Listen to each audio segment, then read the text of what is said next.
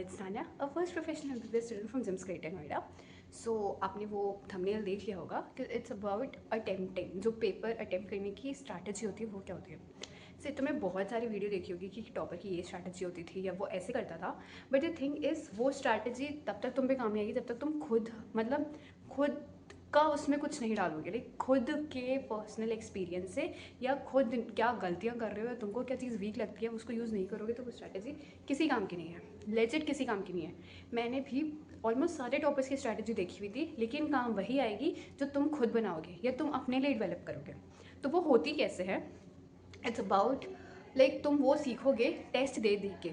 अगर कोई एक टॉपर बोलता है कि मैं 50 मिनट के अंदर केमिस्ट्री कर लेता था या 1 घंटे के अंदर फिजिक्स कर लेता था या सबसे पहले बायो करता था फिर फिजिक्स फिर केमिस्ट्री, अगर कुछ ऐसा बोलता है तो वो इसलिए बोलता है क्योंकि उसने पेपर दे देकर ये चीज़ सीखी है। मैंने भी ये चीज़ सीखी थी। मेरी स्ट्रैटेजी में बताती हूँ, मैं सबसे पहले अटेम्प्ट करती थी फिजिक्स का सेक्शन, ठीक है। उसके बाद मैं अटेम्प्ट करती थी, क्योंकि मेरे लिए फ़िज़िक्स बहुत भारी हो जाती थी, तो मैं फ़िज़िक्स करने के बाद बॉटनी का सेक्शन अटेम्प्ट करती थी कि थोड़ा सा रिलैक्सिंग रहेगा बॉटनी में, मतलब सिर्फ टेक ही करना है, कुछ करना नहीं पड़ेगा, कैलकुलेशन नहीं। उसके बाद मैं केमिस्ट्री करती थी और उसके बाद मैं जूलॉजी करती थी, ताकि मेरी जो कैलकुलेशन वाला पार्ट है वो बैलेंस्ड रहे।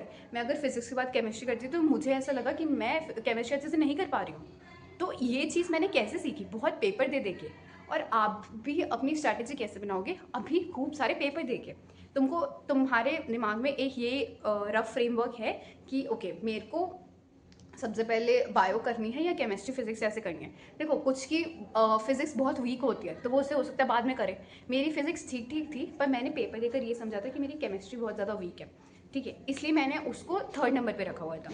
केमिस्ट्री स्ट्रॉन्ग होती तो मैं उसे फर्स्ट पे रखती, ठीक है। तो इसलिए मैंने फिजिक्स और बायो के सेक्शंस को ऐसे डिवाइड कर रखा था। कुछ लोग पूरी बायो एक साथ करते हैं तो आप वैसे कर लो। अब बायो में टाइम कितना लगना चाहिए, हमारा बेसिक ये रहता था कि बायो को तुमको आधे घंटे 35 मिनट में ख़त्म कर देना चाहिए, ठीक है।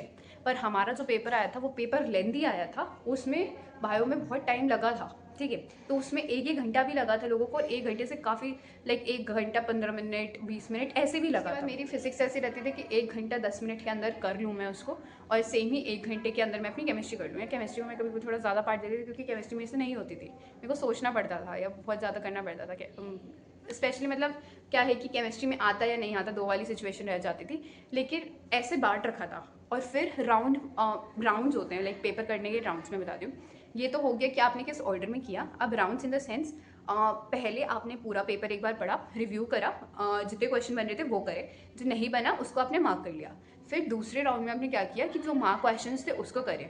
और 3rd राउंड होता है तुक्का राउंड या फिर अटेम्प्ट करूँ कि ना करूँ वाला राउंड। ओके, तो लाइक मेरा भी यही था। एक एलिमिनेशन चीज़ होती है पेपर में, वो क्या होता है कि आपने 4 ऑप्शन देखे तो कौन से 2 बिल्कुल नहीं हो सकते उनको काट मार दो, फिर बाकी के 2 बचे उनमें देखो मोस्ट प्रोबेबल आंसर इसका क्या हो सकता है, फिर देखो क्या तुम इसका तुक्का मार सकते हो कि नहीं मार सकते हो। व्हाट डू यू थिंक, मतलब इंक्लाइनेशन क्या है उसकी सही होने की, 50% से ज़्यादा है ये मार दूँ ये वो। मैं बता रही हूँ मैंने मार दिया था तो वो गलत हो गया था। एक लाइक लास्ट में मैंने OMR कलेक्ट करी थी मैम, और मैंने एक जगह B मार दिया था तो मेरा क्वेश्चन गलत हो गया था। तो ये गलती मैं कर दी थी मैंने। मैं जस्ट एग्जांपल देती हूँ, ये क्वेश्चन पेपर वाली मैंने बुक खरीदी थी, मैंने बोला था कोई भी बुक खरीद लो, मैंने ये भी बोला था प्लीज़ PYQ वाले क्वेश्चन करने हैं तो पेपर बिल्कुल पेपर लगा के करना है। तो ये वही वाला है, इसके अंदर वही है। जो डिलीटेड सिलेबस वाले क्वेश्चन थे वो मैंने नहीं किए थे, रुको मैं दिखाती हूँ, मैं डिलीट वाले काट रखे थे। कहाँ है ये, जैसे ये वाला काट रखा है, तो जो डिलीटेड वाले थे ना वो काट दिए थे, ये काट दिया ये काट दिया। तो अब जैसे तुमने पेपर किया तो एक रिव्यू में तुमने एक में टिक मारते गए कि तुमसे ये हो रहा है ये हो रहा है ये हो रहा है, जो नहीं हो रहा है उसको सर्कल मार दो, ठीक है, ऐसे सर्कल मार दो और उसको सेकेंड राउंड के अंदर देखना है। ये हमारे जो सेक्शन B वाला पेपर था ऐसे था। ये तुम रफ वर्क करते रहना, और रफ वर्क की मैं एक सलाह और दूंगी कि रफ वर्क को जो है तुम थोड़ा सा लाइक छोटी जगह पे करना सीखो, क्योंकि पेपर में इतनी जगह होती ही नहीं है कि तुम रफ वर्क कर सको, और बहुत ज़्यादा गुजर मुजर हो जाता है, फिर समझ में नहीं आता तो गलतियाँ उससे होती हैं, ठीक है। ये पेपर है, अब कुछ नहीं बन रहा है उसको सर्कल कर दो, गलत हो रहा है तो वो चीज़ है। तो ये मैंने पेपर अटेम्प्ट किया था, ये वो है, ठीक है। अब इसको मैंने शायद एलिमिनेशन से कर रखा था, ठीक है, कि ये हो सकता है वो नहीं हो सकता। कुछ इंपॉर्टेंट चीज़ें होती हैं, मेरे से ना बहुत बार चीज़ें स्किप हो जाती थी, ऊपर वाली लाइन में क्या लिखा है, या मैं ये वाली लाइन स्किप कर देती थी, या फिर मैं सिर्फ इनको पढ़ के एक बार आंसर टिक कर दिया था, ठीक है, और मैंने ये चीज़ नहीं देखी थी। तो ये गलती मत करना, मेरे से मैचिंग में ऐसे ही बहुत बार गलतियाँ हुई है, बहुत बार, ठीक है।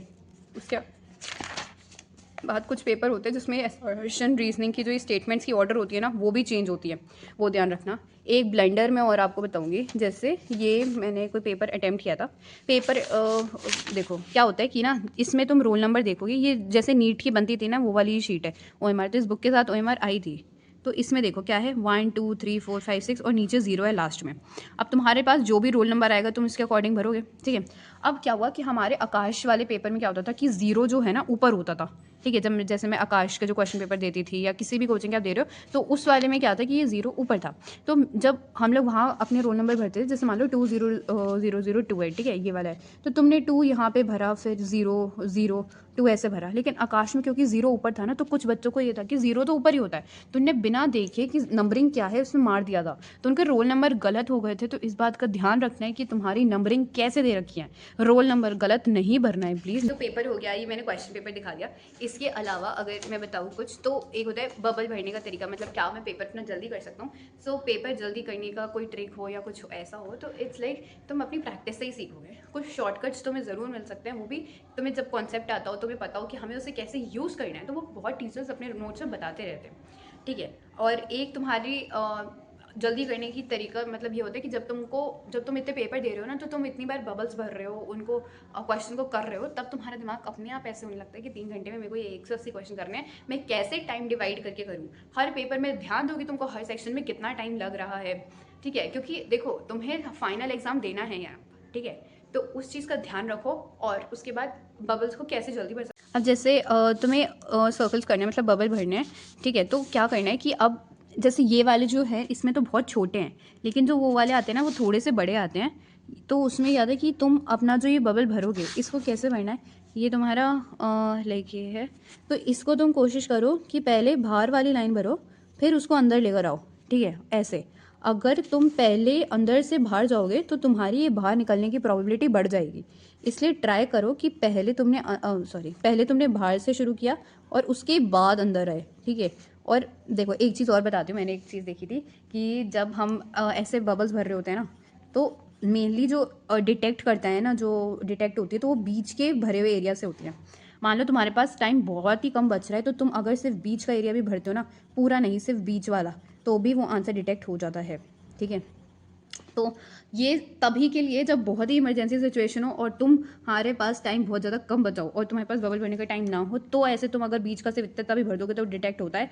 बाकी इतना ज़्यादा रिस्क नहीं लेना है, पूरा पूरा ही भरना है। अगर हो मतलब तुम टाइम बचाए, तुम कर सकते हो मैनेज, तो पूरा ही करना है, आधा नहीं भरना है। लेकिन वरना ऐसे आधा जो होता है ना, सिर्फ बीच का जो भरा है, क्योंकि जब वो लाइट पास होती है डिटेक्ट करने में, तो वो बीच से ही होती है, तो वो चीज़ मतलब सिर्फ बीच का वाला डिटेक्ट हो जाता था, ठीक है। ये पेपर में बाद है सिलेबस रिविजन, नंबर कम आ रहे हैं, सी नंबर ज़्यादा आ रहे हैं कम आ रहे हैं, ये तुम्हारी एक टाइप की टेस्ट में मतलब प्रैक्टिस ही है, तो इससे तुम बहुत सारी चीज़ें सीखोगे। तो just keep on doing this, ठीक है। इतना मत डरो यार, मुझे पता ही डर सबको लगता है, लेकिन तुम कर लोगे यार, ऑल द बेस्ट। और इसके अलावा रिविजन के लिए अभी फिजिक्स और मतलब बेसिकली PYQs पे तो कमांड रखनी है, PYQ वाले पेपर करने ही हैं। दूसरा तुम्हें अपने ये जो चीज़ है क्लास नोट्स रिवाइज करते रहो। NCERT बायो में देखनी है, एक एक लाइन पता होनी चाहिए यार, उसमें से तो कहीं से भी क्वेश्चन आ जाता है। और फिर क्या है कि अपनी गलतियां देखो, मिस्टेक कॉपी देखो, नहीं बनाई है तो इन पेपर की बनाओ। ये जो फाइनल जो इस 1 महीने के पेपर होते हैं बहुत इंपॉर्टेंट होते हैं, ठीक है। NCERT बेस्ड होते हैं मैक्सिमम। अभी तुम देखोगे कि जो सीरीज़ है ना वो ईजी लगेगी तुम्हें, जो पूरे क्लासरूम में एग्जाम चलते थे, जो पूरे साल चले थे, उससे आसान अब वाली टेस्ट सीरीज़ लगेगी, क्योंकि अब NCERT बेस्ड कर दी जाती है, ठीक है। बहुत ज़्यादा बेकार क्वेश्चन आ रहे हैं, NCERT से बाहर तो नहीं करने की बिल्कुल ज़रूरत नहीं है। बहुत ज़्यादा हाई फाई मुश्किल क्वेश्चन नहीं आएंगे, IIT JEE वाले लेवल के, बिल्कुल एडवांस वाले लेवल के क्वेश्चन नहीं आएंगे फिजिक्स में। बहुत फॉर्मूला बेस्ड सिंपल क्वेश्चन भी आते हैं। तुम देखोगे कि बहुत इस चीज़ के पीछे मत भागोगे बहुत मुश्किल ऐसा होगा। बहुत सिंपल क्वेश्चन आएंगे और तुम अगर कॉन्फिडेंट नहीं होगे तो तुम वो भी गलत कर दोगे, ठीक है। तो इस चीज़ का ध्यान रखना and just keep doing it, तुम कर लो।